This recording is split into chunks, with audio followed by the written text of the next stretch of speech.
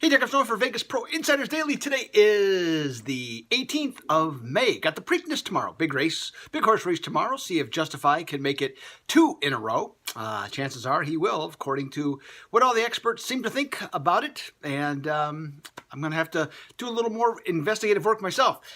Today, with a big weekend ahead, we got lots of free plays. We have 1, 2, 3, 4, 5, 6, 7, 8. 8 free plays for you. And actually even more if you consider some of the other games we're going to be encompassing because of the series betting. So we've got a lot of action. We've got some NBA. We've got some Stanley Cup and lots of baseball. All right. Vegas Pro Insider Daily membership, $39.99 is all it's going to cost you. Get my hot selections. Had another winner last night with the Pirates. So that continues to go well. 30 plus games. I think 57% over the last, over 200 plays, or right around 200 plays. So doing extremely well. Continue to make money, $2,600 up for VPID members on $100 bets. Things are really going well. You can join in. Start your own winning streak right today by becoming a VPID member. And you can start for as low as $7 for 7 days. Wow. Okay, tremendous value. All right, let's get to it. Winnipeg, Vegas tonight, Game 4. Just like in Game 3, there's a great deal of skepticism about the Golden Knights. They have fallen from -130 down to around -115. Vegas, I gotta hand it to them, man. They make teams look bad in terms of what they do. They identify their weaknesses and they really exploit them.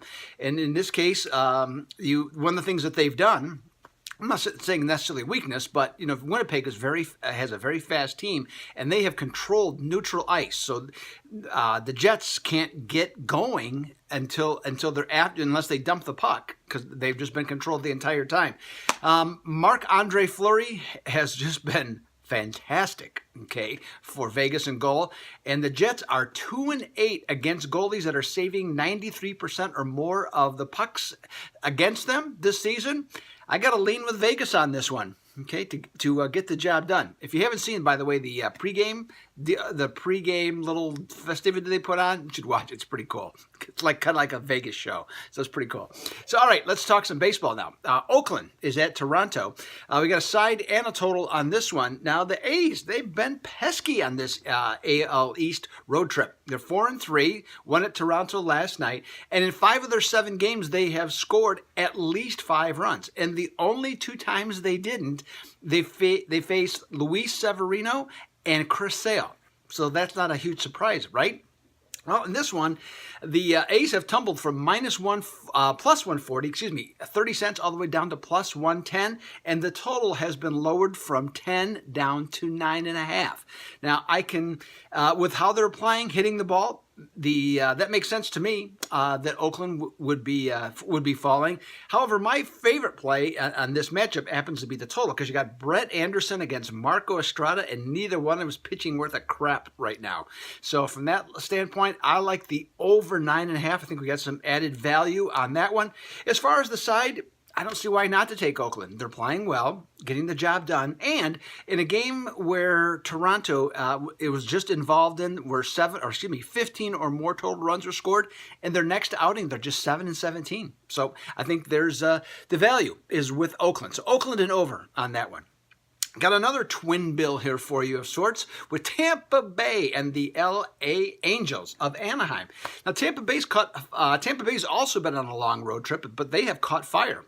They've won 4 in a row, 5 out of the last 6. Their offense has been sparkling, putting up some good numbers. With that, I was a bit surprised to see the Rays go up like the gas prices in Anaheim from plus 115 plus to 135. And I know it's not just Anaheim, it's everywhere, okay? Because it was easy to do. So I just made that one. I just made it work, okay? Humor me, I'll try and humor you. Blake Snell goes for the Rays tonight, and he had a rough outing in his last one, so that maybe plays a part into the decision-making process on this one for sports bettors. However, before that, Snell had 6 consecutive quality starts, so he has been tough. Now he's going up against Nick Trapino, I think that's how you say his name. It might be Trippiano. I actually don't know how to say his last name properly, but he's not been an all-star. If he was an all-star, I'd know his name, how to say it exactly perfectly, right? The Halos are 4-14 in home games against a starting pitcher whose ERA is 3.4 or less, so that's a problem. And along with this, the total has sunk from 8.5 down to 8. Now, Mike Trout, right now, is in the worst slump of his career after a fabulous start. He's 0 for 19 right now. And their offense, and the Angels' offense, which is predicated on him, they've scored 3 runs per game in their last 7 games. Okay, pretty terrible. With that in mind, though, I think Tampa Bay's the play. Okay, overall, I like this Snell. It took him a while to get going, but he's kind of coming into his own. And I like the over here. I think that there's going to be enough offense from both these teams. I think 8 is too low. And the Rays, when they're a road underdog of plus 100 to plus 150 this season, 7-0 over. Okay. Next up, let's talk some series betting. And again, as I've said before, I try and keep this close. You know, I don't try and take the easy way out, take the big favorites or something like that. So first up, we got Arizona at the New York Mets. The Mets are a minus 130 favorite.